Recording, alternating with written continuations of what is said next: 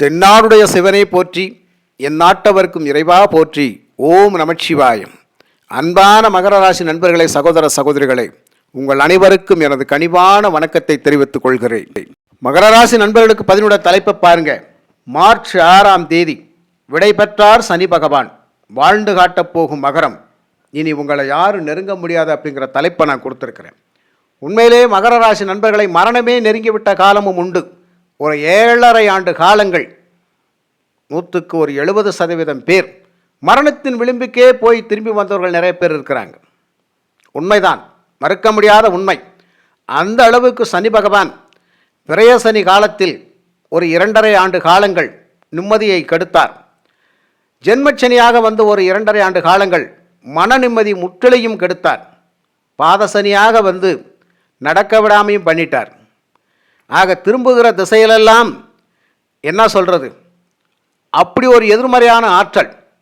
எங்கே போகிறது, என்ன பண்ணுறது, என்ன செய்யலாம், ஏது பண்ணலாம், என்னதான் பண்ணி இந்த வாழ்க்கையை வாழ்கிறது, இந்த உயிர் உடம்புல எதுக்காக இருக்குது, இந்த உயிர் போனால் என்ன, நிம்மதியாக போயிருமே அப்படின்னு சொல்லி எத்தனையோ சகோதர சகோதரிகள் மனதளவில் வெறுத்தது உண்டு. ஆனாலும் ஏதோ ஒரு காரணத்துக்காக இந்த உடம்பில் உயிரை வச்சுக்கிட்டு உட்காந்துருக்கேன் அப்படின்னு சொன்னால், என்னுடைய பிள்ளை செல்வங்களுக்காக நான் இருக்கிறேன் அப்படின்னு சொல்லி சில பேர் சொல்லியிருக்கிறார்கள். அதே சமயத்தில் எக்கச்சக்கமான கடன், இந்த கடனை அடைச்சிட்டோம் அப்படின்னு சொன்னால் ஒரு மரியாதையாக போய் சேர்ந்துடலாம். ஆனால் கடனோடு போனால் கடன்கார பாவி அப்படிங்கிற அந்த பட்டம் என்றைக்கும் மாறாது. இதுக்காகவும் நான் உயிரை வச்சுட்டு இருக்க வேண்டிய கட்டாயம் இருக்குது. இப்படி ஒவ்வொரு விஷயத்துலையுமே நான் நினச்சி பார்த்து தான் இந்த உடம்புல உசுரை வச்சுக்கிட்டு இருக்கேன் அப்படின்னு சொல்லக்கூடிய மகர ராசி நண்பர்கள் நிறைய பேர் இருக்கிறார்கள். ஆக இதற்கெல்லாம் ஒரு விடிவு காலம் எப்போதுதான் பிறக்கும் அப்படின்னு சொல்லி ஒவ்வொரு நாளும் விடிகிற போதெல்லாம் நாளை நல்ல பொழுதாக இருக்காதா, நாளை மறுநாள் நல்ல பொழுதாக இருக்காதா அப்படின்னு சொல்லி எதிர்பார்த்த காலங்களுக்கு மத்தியில் சனி பகவான் மார்ச் 6ஆம் தேதி சென்று வருகிறேன் அப்படின்னு சொல்லி போயிட்டார். ஏன்னா அவர் போனால் திரும்ப வராமல் இருக்க மாட்டார். இன்னொரு 30 வருஷம் கழித்து மீண்டும் மகர ராசிக்கு அவர் விரய சனியாக, ஜென்ம சனியாக, பாத சனியாக வரத்தான் போகின்றார். ஆக இப்போ இந்த நிமிஷத்தில் அவர் 7.5 சனியிலேருந்து முழுசாக நம்மளை விடுவிச்சுட்டு கிளம்பி போயிட்டார். இப்போ அவர் ஒரு சப்போர்ட் பண்ண போகிறார். வாழ்க்கையில் அவர் கொடுத்த பொக்கிஷங்கள் உங்களுக்கான கஷ்டமான அனுபவங்கள் மட்டும்தான்.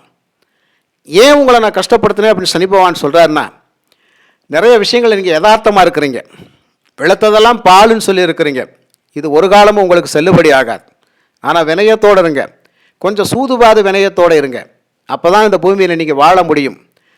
நல்ல மனிதர்கள் என்ற பேர் எடுத்தால் மட்டும் போதாது மக்களே, அந்த நல்ல மனிதர்கள் பேருக்குள்ளே நீங்களும் கொஞ்சம் நயவஞ்சகத்தை கற்றுக்குங்க. அப்படிங்கிற மாதிரி இந்த ஒரு 7.5 வருஷ காலம் அப்படிங்கிறது சனி பகவான் நமக்கு அந்த வஞ்சகத்தை கற்றுக்கொள்ளுங்கள் அப்படின்னு தான் கொடுத்துட்டு போயிருக்கிறார். ஆக வஞ்சகம் இல்லாத இந்த மகர ராசி நண்பர்களுக்கு வஞ்சகம் செய்தவர்கள் எத்தனையோ பேர்கள் இருக்கிறார்கள். அவர்களையெல்லாம் நீங்கள் கற்றுக்கங்க. அவங்க கொடுத்த பாடங்களையெல்லாம் நீங்கள் படிச்சிருக்கிறீங்க.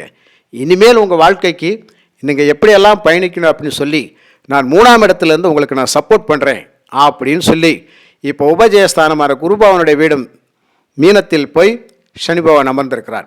நல்ல விஷயமானு கேட்டால் ரொம்ப ரொம்ப நல்ல விஷயம். சனி 3ஆம் இடத்தில் இருக்கிற ரொம்ப ரொம்ப நல்ல விஷயம். அவர் மீன ராசியில் பயிற்சியாகி உட்கார்ந்த உடனே மகர ராசிக்காக அவர் பார்த்த 3ஆம் பார்வை அப்படிங்கிறது 5ஆம் இடத்தையும், 7ஆம் பார்வையாக 9ஆம் இடத்தையும், 10ஆம் பார்வையாக 12ஆம் இடத்தை தான் பார்த்தார். சனி பார்த்தா நல்லதாயா? 7.5 சனியாக இருக்கிற போது சனி எந்த இடத்தையும் பார்த்தாலும் கெடுதல் தான். ஆனால் உபஜய ஸ்தானத்தில் சனி இருந்து பார்த்தால் உண்மையிலேயே மிகப்பெரிய வெற்றி தான் அப்படிங்கிறத புரிஞ்சுக்கங்க. ஜோதிட சாஸ்திரத்தில் சனி இருக்கும் இடத்திற்கு மட்டும்தான் நன்மை செய்வார், பார்க்கும் இடத்திற்கு பலன்களை குறைப்பார் அப்படின்னு தான் சொல்லி வச்சிருக்கிறாங்க. முழுசாக நன்மை செய்ய மாட்டார்னு சொல்லி வைக்கல.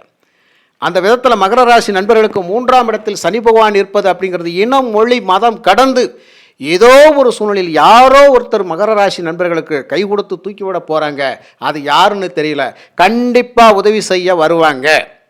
ஒரு சின்ன பழக்கம், ஒரு 6 மாதத்துக்கு முன்னாடி ரோட்டில் சந்தித்தது, ஒரு ஹோட்டலில் சந்தித்தது, ஒரு வேலை பார்க்க போன இடத்துல, இன்டர்வியூ போன இடத்துல சந்தித்தேன். ஒரு நாள் பழக்கம்தான், 1 மணி நேரம் தான் பேசியிருப்பாங்க. நான் எதிர்பார்க்கவே இல்லை, இப்போ அவங்க திடீர்னு வந்து எனக்கு இப்படி ஒரு உதவி செய்வாங்க அப்படின்னு சொல்லி சொல்கிறேன். பார்த்தீங்களா, அந்த எதிர்பாராத உதவிகள் அப்படிங்கிறது இந்த மகர ராசி நண்பர்களுக்கு கிடைக்கும். இது நீங்கள் செய்த புண்ணியம். ஒரே நாள் பழக்கம்தான், 1 மணி நேர பழக்கம்தான். அவங்க யார் எவர் அவங்க முகமே மறைஞ்சு போயிருக்கும். ஆனால் அவங்க பார்த்து உங்களை கேட்பாங்க, உங்களை அன்னைக்கு நான் அங்கே பார்த்தனே, உங்கள்கிட்ட நான் பேசியிருக்கேன், ஞாபகம் இருக்குதா, நண்பரே நல்லா இருக்கீங்களா, தோழியே நல்லா இருக்கீங்களா, அக்கா நல்லா இருக்கீங்களா, அண்ணா நல்லா இருக்கீங்களா அப்படின்னு சொல்லி வழியை தேடி வந்து ஒரு நபர் உங்களுக்கு உதவி செய்வார். இது நிச்சயம் மகர ராசி நண்பர்களுக்கு நடக்கும். ஏன்னா நாம் தேடி போய் உதவி செஞ்ச காலங்களெல்லாம் போய் இனி அடுத்தவர்கள் நம்மை தேடி வந்து உதவி செய்யக்கூடிய காலங்களே அதிகமாக இருக்கின்றது. ஆக இனி நமக்கு சனி பகவானால் எந்த ஒரு பிரச்சனையும் இல்லை, நன்மைகள் மட்டுமே அப்படிங்கிறத மனசில் வச்சுக்கோங்க. உங்களுடைய தைரியத்தையும் தன்னம்பிக்கையும் அவர் தூண்டிவிட்டு உங்களுக்கு உடல் பலம், தோல் பலத்தை, மனோபலத்தை கொடுத்து உங்களை நன்றாக வாழ வைப்பார் அப்படிங்கிறதுல எந்த ஒரு மாற்று கருத்தும் இல்லை. சாதகமான சூழ்நிலையில் குரு பகவானும் இருக்கின்றார். அவர் பார்க்கக்கூடிய 5ஆம் பார்வை 10ஆம் இடத்தை பார்த்து கொண்டிருக்கிறார். 7ஆம் பார்வையாக 12ஆம் இடத்தை பார்க்கிறார். 9ஆம் பார்வையாக 2ஆம் இடத்தை சனிபகவானுடைய வீட்டையும் பார்த்து கொண்டிருக்கிறார். இதே குரு பகவான் ஜூன் மாதம் உங்கள் ராசிக்கு 7ஆம் இடத்தில் வருகின்ற பொழுது அவர் உச்சமடைவார். ஐயா மகர ராசி நண்பர்களை எழுதி வச்சுக்கங்க, உங்களுக்கு ஒரு துளி கூட கஷ்டம் உங்களை நெருங்காது. நீங்கள் எல்லாம் பாக்கியவான்கள், பாக்கியசாலிகள், அதிர்ஷ்டசாலிகள். இனி தோல்விகள் இல்லை அப்படிங்கிறத ஒப்புக்கொள்ளுங்கள். நான் எழுதி கூட தாரேன். இதே சனி பகவான் உங்களுக்கு யோகமாக வர வேண்டும் அப்படிங்கிற ஒரு விஷயம் உண்டு. நாமயோகத்தின் பிரகாரம் நான் அடிக்கடி எல்லா பதிவிலும் நாமயோகத்தை பாருங்கன்னு சொல்லியிருப்பேன்.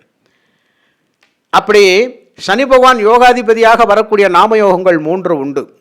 விஸ்கம்பம், கண்டம், வரிகம் நாமயோகம், மறந்து விடாதீர்கள். இப்போ சனி 3ஆம் இடத்துல இருந்தார்னா பணம் தான், பணம் கொட்டுன்னு கொட்டும் ஐயா. இது நிச்சயமாக நடக்கும். அவர் 3ஆம் பார்வையாக 5ஆம் இடம் வாழ்க்கையில் அதிர்ஷ்டஸ்தானத்தை பார்க்கிறார், சுக்கிரனுடைய வீட்டை பார்க்கிறார். சுக்கிரன் யாரையா? ஆடம்பரம், லக்ஸுரியஸான வாழ்க்கை. இதெல்லாம் நம்ம தொலைச்சோம். அந்த 7.5 வருஷத்தில் எல்லாத்தையும் தொலைச்சிட்டோம். சந்தோஷம், மகிழ்ச்சி எல்லாத்தையும் தொலைச்சிட்டு துக்கம் மட்டுமே நம்மக்கிட்ட இருந்துச்சு. அந்த துக்கத்தில் தான் இன்ன வரைக்கும் நம்ம வாழ்ந்துக்கிட்டு இருந்தோம். அந்த துக்கத்தை போக்குகின்றார். அங்கே சந்தோஷத்தை மட்டுமே இவர் கொடுக்க போகின்றார். அதனால் 5ஆம் இடம் புத்திரப்பேறு, சந்தான விருத்தி, குலதெய்வத்தினுடைய அனுகிரகம், எல்லா விஷயத்திலுமே வெற்றி வாய்ப்பை சூழக்கூடிய அமைப்பில் உயர் கல்வி அப்படிங்கிறதெல்லாம் மீண்டும் மீண்டும் மீண்டும் டிகிரிக்கு மேலே டிகிரி அப்படிங்கிறதெல்லாம் நடந்து கொண்டு தான் இருக்கும் இனிமேல். ஆக பூர்வீக சொத்துக்களில் இருக்கக்கூடிய வில்லங்கங்கள் அகன்று பூர்வீக சொத்துக்களில் ஒரு ஆதாயம், குலதெய்வத்தினுடைய அனுகிரகம், ஆதாயம் எல்லாமே உங்களுக்கு கிடைக்கும். இந்த 7.5 வருஷ காலம் அப்படிங்கிறது குலதெய்வம் கோயிலுக்கு போய் கூட நல்லது நடந்திருக்காது. வேண்டாத தெய்வம் இல்லை அப்படின்னு சொல்ல மாதிரி, ஏறாத மலையில் வேண்டாத தெய்வம் இல்லை. குடிக்காத மருந்தை கூட குடித்தேன் நான் உயிர் வாழ்கிறதுக்கு, என் நோய் தருறதுக்கு அப்படின்னு சொல்லி. ஆனால் தீரலையே. ஆனால் இப்போ என்ன பண்ண போகிறார்? அந்த மனச்சங்கடத்தை போக்குகின்றார். 5ஆம் இடத்தை அவர் பார்க்கின்றார் இல்லையா? நல்ல விஷயம் தானே ஐயா. சுக்கிரனுடைய வீடு. இந்த பேச்சிலே பாருங்கள், சுக்கிரன் உச்சத்தில் இருக்க போது தான் அவர் பேச்சியாக இருக்கிறார்.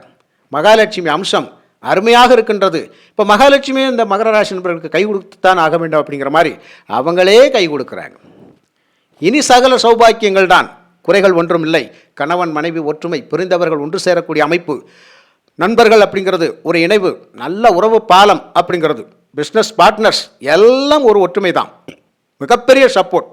நாடு கடந்து போய் தொழில் பண்ணக்கூடிய வாய்ப்பு, வேலைக்காக போகக்கூடிய வாய்ப்புகள் நிறைய இருக்கிறது. அயன சயன போக விரயஸ்தானம், காலச்சக்கரத்துக்கு 12ஆம் வீட்டில் சனி பகவான் இருக்கின்ற போது நிறைய ஆன்மீக தேடல்கள். மகர ராசி நண்பர்கள் ஏதாவது ஆன்மீக பணி செய்கிறவங்களுக்கெல்லாம் ரொம்ப ரொம்ப சிறப்பு. ஆன்மீக பக்தர்களுக்கு, ஆன்மீக துறையில் பணி செய்யக்கூடியவங்களுக்கு நிறைய நல்ல வாய்ப்புகள் எல்லாம் இருக்கிறது ஐயா. உங்கள் வாழ்வாதாரம் சிறக்கும். புரியுதுங்களா? அதே மாதிரி அவர் பார்க்கக்கூடிய 7ஆம் பார்வை அப்படிங்கிறது ராசிக்கு 9ஆம் இடத்தை பார்த்தார். 9ஆம் இடம் அப்படிங்கிறது, நீ ஊரை விட்டு ஊர் போனாலும் பொழைச்சிக்கிருவேன், நீ சொந்த ஊரில் இருந்தாலும் பொழைச்சிக்கிருவேன். ஆனால் அந்த 7.5 வருஷம் ஊரை விட்டும் போய் பார்த்துட்டோம், சொந்த ஊரில் இருந்து பார்த்துட்டோம், வாழவே முடியல, எல்லாம் சூனியம், எல்லாம் ஏவல்ற மாதிரி ஆகிப்போச்சு. இனி அந்த விஷயமும் இல்லை. அந்த 9ஆம் இடம் அப்படிங்கிறது நட்பு வீடு, புதனுடைய வீடு, சுக்கிரன் நீச்சம் பெறக்கூடிய வீடு. அப்போ இழந்த செல்வங்களை எல்லாம் மீண்டும் பெற வைக்கிறார் அப்படிங்கிறது தான். இதுவரைக்கும் மகர ராசி நண்பர்கள் எத்தனை செல்வங்களை இழந்திருந்தாலும், எவ்வளவு உங்களுடைய சந்தோஷங்களை இழந்திருந்தாலும் அதை பூராமே மீட்டி உங்கள் கையில் கொண்டு வந்து கொடுக்க போகிறார். அந்த பாக்கியம் உங்களுக்கு கிடைக்கும், அந்த பாக்கியம் உங்களுக்கு கிடைக்கும் அப்படிங்கிறத மறந்துடாதீங்க. தந்தை வழி சொத்துக்கள் அப்படிங்கிறது உங்களுக்கு கண்டிப்பாக கிடைச்சே தீரும். தந்தை வழி மூதாதையர்களுடைய அனுகிரகம் உங்களுக்கு கிடைக்கும். ஆக தானம், தர்மம், புண்ணியம் சிறந்து விளங்கக்கூடிய அமைப்பு. அரசு தொடர்பான விஷயங்கள் அப்படிங்கிறது உங்களுக்கு ஆதாயம் இருக்குது. எந்த நாட்டுக்கு வேணாலும் போய் பழச்சிக்கலாம். எல்லா வழிகளும் திறந்ததாக இருக்குது. ஒரு கதவும் இனி அடைக்கிற பாடு இல்லை. சனி பகவான் எல்லா கதவுகளையும் திறந்து விட்டார். 8 திக்கும் போய்க்க, எங்கே வேணாலும் போய்க்க, என்ன வேணாலும் செய், பக்கபலமாக நான் இருக்கிறேன் அப்படிங்கிற மாதிரி 3ஆம் இடத்துலேருந்து அவர் உங்களை பாதுகாக்கிறார். உங்களுக்கு தைரியத்தை கொடுத்துக்கிட்டே இருக்கார். இனி என்ன குறை வேண்டும் ஐயா? இனி என்ன குறை? நமக்கு ஒரு குறையும் இல்லை. 10ஆம் பார்வையாக உங்கள் ராசிக்கு 12ஆம் இடத்தை பார்க்கிறார். அந்த 12ஆம் இடத்தை குருவும் பார்த்துக்கிட்டு இருக்கார். கிளம்புங்க, என்ன செய்ய போகிறீங்க, உங்களுக்கு என்ன தேவை கேளுங்க, கிடைக்கும். போங்க, அங்கே இருக்குது, எடுத்துக்கலாம். என்ன வேணும்? போன சந்தோஷம் அங்கே இருக்குது, பறிபோன நிம்மதி அங்கே இருக்குது. என்னை விட்டு சென்ற உறவுகள் அங்கே இருக்கிறாங்க. நான் இழந்த சொத்துக்கள், நான் பட்ட கஷ்டங்கள், அசிங்கங்கள், அவமானங்களுக்கெல்லாம் ஒரு மிகப்பெரிய நற்பரிசு அங்கே இருக்குது. போய்கிட்டே இருங்க. இந்த பயணங்கள் ரொம்ப சிறக்கும். எதை நோக்கி போகிறீங்களோ அதை நோக்கி போய்கிட்டே இருங்க. மகர ராசி நண்பர்களை, மனக்கவலைகள் மாறக்கூடிய அமைப்பு, நிம்மதியான உறக்கம். 7.5 வருஷம் நான் கண்ணை மூடி தூங்கலை, ஆனால் இப்போ தான் நான் நிம்மதியாக தூங்க போகிறேன் அப்படின்னா கண்டிப்பாக அந்த தூக்கத்தை கொடுத்து விடுவார். அந்த நீங்கள் வணங்கின தெய்வம் உங்களை கைவிடாது, அவ்வளவுதான். ஆக இன்ப போக சுகங்களை எல்லாம் மகர ராசி நண்பர்கள் அனுபவிக்கத்தான் போகின்றார்கள். அப்போ குருவும் 12ஆம் இடத்தை பார்க்குறார். இதோ நல்ல விஷயங்கள் அப்படிங்கிறது. அப்போ சுப செலவுகள் நிறைய இருக்குது. என்ன பண்ண போகிறோம்? இது வரைக்கும் தேவையில்லாத விரைவு செலவுகள் போய் இப்போ சுப செலவுகள் அப்படிங்கிறது. வீட்டில் கல்யாணம் காட்சி, காது குத்து, புது வீடு கட்டுறேன், பால் காய்ச்சுறேன், இடம் வாங்கினேன், பத்திரம் முடித்தேன், டாக்குமெண்ட்ஸ் ரெடி ஆயிடுச்சு, எனக்கு சொத்துக்கள் கண்டிப்பாக எனக்கு அசையாத சொத்துக்கள் வாங்கிட்டேன், வண்டி வாகனங்கள் வீட்டுக்கு தேவையான அத்தனையும் வாங்கிக்கிட்டேன், விட்டு சென்ற உறவுகள் பிரிந்தவர்கள் ஒன்று சேர்ந்து விட்டார்கள். அதுக்கப்புறம் பார்த்திங்கன்னா கொடுத்த பணம் கைக்கு வந்துருச்சு, பட்ட கடன்கள்லேருந்து மீண்டு கொஞ்சம் கொஞ்சமாக நான் வெளியில் வரப்போகிறேன். இதெல்லாம் சனி பகவான் தான் கொடுக்க போகிறார். அதனால் எப்படினாலும் நீங்கள் மீண்டு வெளியில் வந்துடுவீங்க ஐயா, எப்படினாலும் மீண்டு வெளியே வந்துடுவீங்க. ஒரு டாப் லெவல் வாழ்க்கை அப்படிங்கிறது மகர ராசிக்கு இருக்கிறது அப்படிங்கிறத நம்ம ஆணித்தனமாக சொல்லலாம். புரியுதுங்களா? இந்த ஜூன் மாதத்துக்கு அப்புறம் பார்த்தீங்கன்னா குரு பகவான் மிகப்பெரிய வலிமை ஐயா, மிகப்பெரிய வலிமை. குருவும் சனி பகவான் பார்த்தால் கோடான கோடி புண்ணியங்கள்.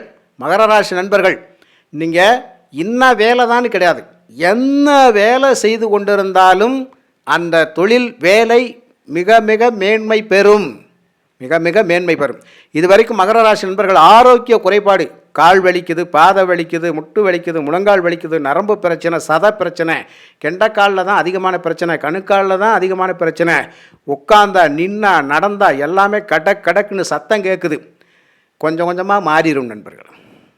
விட்டு விலகிட்டார், அவர் இருந்தார், அதனால் வலி ஏற்பட்டுச்சு. சனி பகவான் மந்த கிரகம், எதையுமே வேகமாக ஆரோக்கியத்தை கொடுக்க மாட்டார். மாத்திரை மருந்து சாப்பிட்டுட்டே தான் இருப்போம், தீரவே தீராது. மெதுவாக தான் அவர் மாற்றி விடுவார். ஏன்னா ஆயுள்காரனுக்கு அவர் தானே பொறுப்பு. ஒருத்தருக்கு ஆயுள் நீண்ட நாள் இருக்குது, நீண்ட வருஷங்களுக்கு இருக்கிறாரு, ஒருத்தர் 90 வருஷம் வாழ்கிறாருன்னா சனி பகவான் மந்த கிரகம் மெதுவாக நகர்றதுனால தான் ஆயுள் நீடிச்சுக்கிட்டே போகுது. சந்திரனை மாதிரி ஃபாஸ்ட்டாக நடந்தால் என்ன ஆகுறது, சூரியனை மாதிரி மாதத்துக்கு ஒரு தடவை மாறினா என்ன ஆகுறது, ரொம்ப கஷ்டம். அதனால் இப்போ நமக்கு 2ஆம் இடத்துல ராகு பகவான் இருக்கிறது அப்படிங்கிறதும் ஒரு சிறப்பான விஷயம்தான். வாக்கு உண்மையில் எப்படியும் சுழிவு நழுவாக பேசி தந்திரத்தோடு பணம் பொருள் சம்பாதிக்கிறதுக்கு மகர ராசி நண்பர்கள் துணிஞ்சிட்டிங்க அப்படின்னு தான் சொல்ல முடியும். அதனால் மகர ராசி நண்பர்களை பொறுத்த மட்டும் இனி கவலைகளே இல்லை ஐயா, கவலைகளே இல்லை. இனி அடுத்தடுத்து எல்லாமே நல்லதாக தான் நடக்கும். நண்பர்களே, இந்த பதிவை பார்த்துட்டு உங்களுக்கு ஏதாவது சந்தேகங்கள் கேட்கணும்னு தோணுச்சு அப்படின்னு சொன்னால் கமெண்ட் பாக்ஸில் தைரியமாக கேளுங்க, கூசாமல் கேளுங்க, நான் பதில் சொல்ல காத்திருக்கிறேன். ஏன்னா நானும் உங்களுக்கு நன்மை செய்து நானும் ஒரு புண்ணியத்தை தேடணும். ஒரு ஜோதிடர் தன்னால் முடிஞ்ச வரைக்கும் தன்னை நாடி வருபவர்களுக்கு அவருடைய பிரச்சனை தீர்வதற்கான வழி சொல்லிட்டாலே போதும், அது ஒரு மிகப்பெரிய பாக்கியம். அந்த பாக்கியத்தை நான் செய்ய கடமைப்பட்டிருக்கிறேன். உங்களுக்கான கேள்விகளை கமெண்ட் பாக்ஸில் பதிவிடுங்க, விளக்கத்தை உடனே நீங்கள் தெரிஞ்சுக்கலாம். சுய ஜாதகம் பார்க்க விரும்பினாலும் இந்த கொடுத்துருக்கிற வாட்ஸ்அப் நம்பருக்கு உங்கள் ஜாதகத்தை அனுப்புங்க. இனி வரக்கூடிய காலகட்டங்களில் சனி பகவான் இன்னும் நமக்கு என்ன மேன்மையான விஷயங்களை செய்வார், என்னென்ன செய்யணும், என்னென்ன செய்யக்கூடாது அப்படிங்கிறத ஜாதக ரீதியாக பார்த்து பண்ணுங்க நண்பர்களே. மிக்க நன்றி, வாழ்க வளமுடன்.